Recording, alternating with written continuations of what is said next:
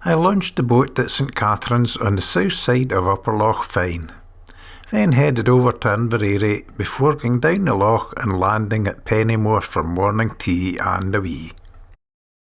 Then continued past Furness and Minnard to stop for lunch at Ardcastle Wood before heading back with a quick stop at Lachlan Castle and recovering the boat again at St Catherine's, a distance of around 32 miles.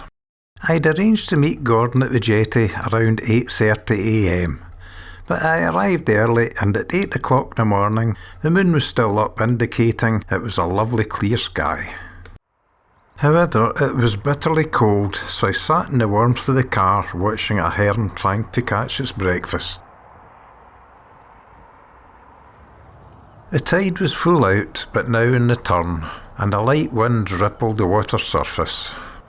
On the other side of the loch, Inveraray looked very close in the cold, clear atmosphere. Gordon then arrived and woke me from my dreams. Nothing for it now but to brave the cold and get the boats into the water. At least the sun was shining on the far side of the loch. It doesn't take long to assemble a small boat, and then I was off, heading across Loch Fyne for a sea view of Inveraray.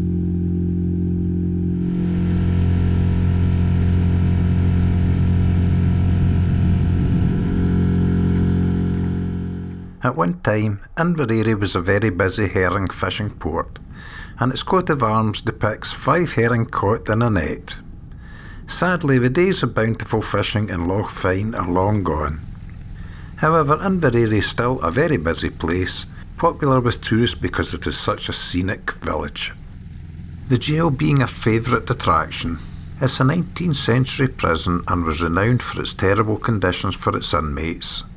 One room displays various horrific instruments of torture, so I'm certain it's not a place I would want to be in olden times.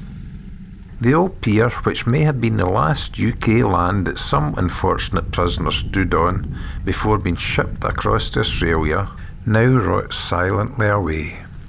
Once the centre of the bustling fishing industry, it's closed to the public, as it's considered to be in too dangerous a state.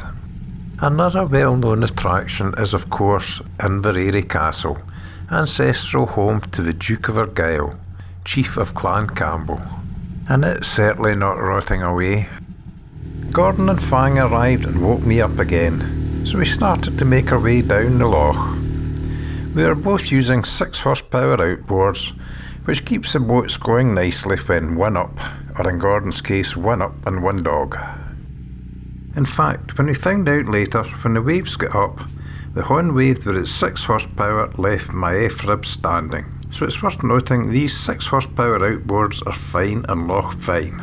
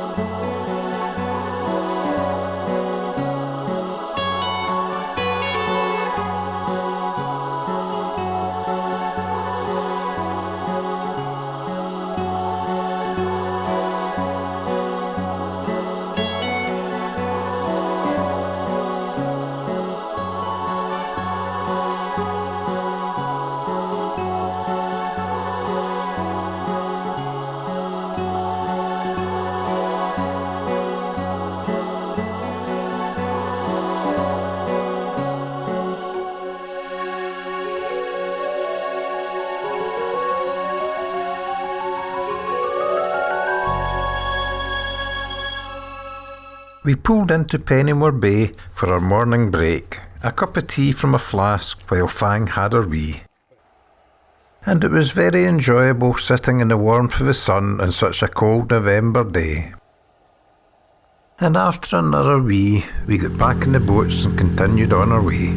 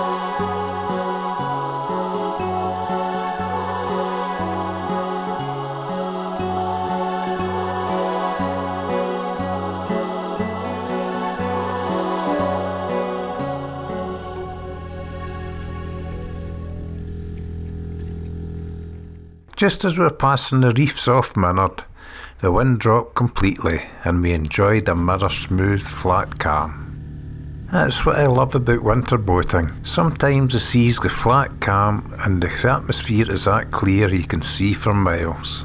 Unlike the flat calm days of summer with a haze.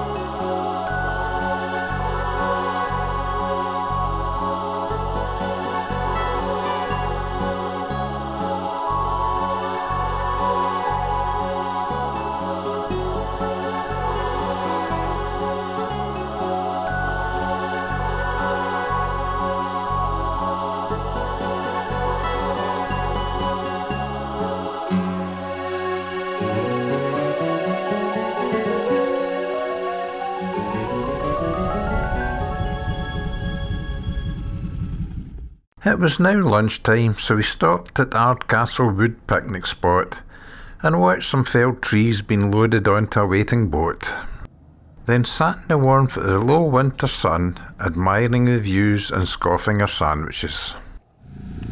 Then started heading back up the loch on an absolutely perfect sea surface.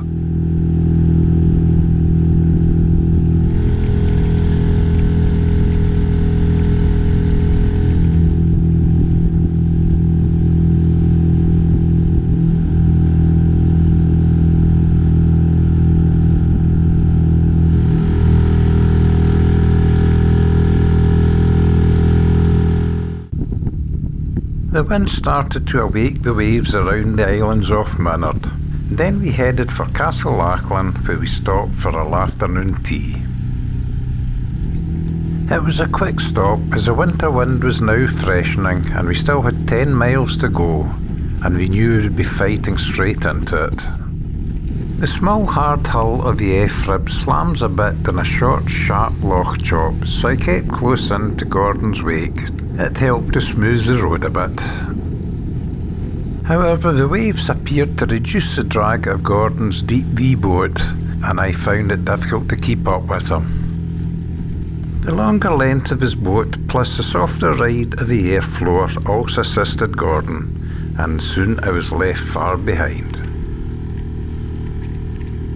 As the waves grew bigger, I then had to drop to displacement speed to stop myself being bounced out the boat.